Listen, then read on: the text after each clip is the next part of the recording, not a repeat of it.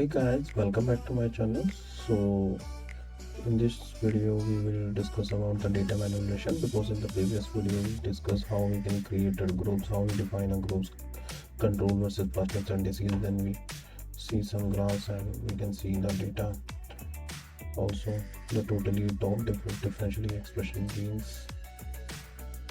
So now what we have to do is we have to click on the download the full table. If you want to select the columns, you can also add and select the columns. If you want to looking for the gene ID, the chromosome location, the chromosome annotations, nucleotide title, GI, gene bank accession numbers, platform, ORF, open reading frames, clone ID.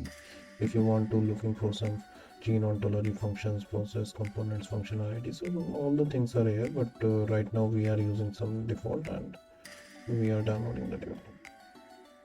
So when you click on this, it will take some time to download this, and since you can see I already download the table, so I'm not going to download again. Yeah, so it is in downloads right now. Okay, so now what we have to do is we have to open the downloaded file. So we are using the Google Spreadsheet file, import, then you have to click on upload, download, then all files, you have to select the desktop files.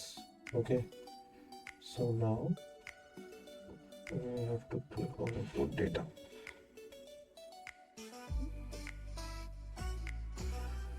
To be seem to be quick today for some reason. Voting okay. Now we have our data. As you can see, it's huge data,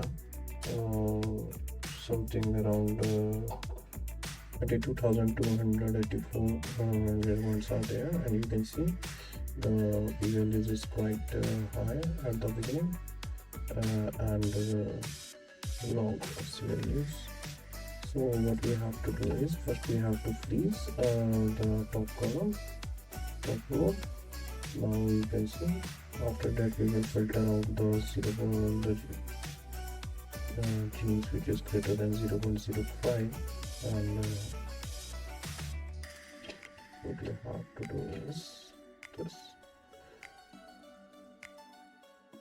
So now we have 130 gene expressions left, and you can see this means the microarray look differently and look at the expression of 2224 genes, but kept in mind we have to look this many genes, but often this will be not change in Parkinson's. For example, we will go into the bottom, the p-value, and the p-value for them is 0.999 as I show, but that's the reason because that is not statistically significant. Okay, so now you can also check your data for the values, and you can see 1.26 is the highest questions in controls as compared to, you can sort it out in this, yeah. All these things you can also filter around with the Python script. In the upcoming videos I can also upload how we can segregate the data and how we can manipulate the data with the help of Python also.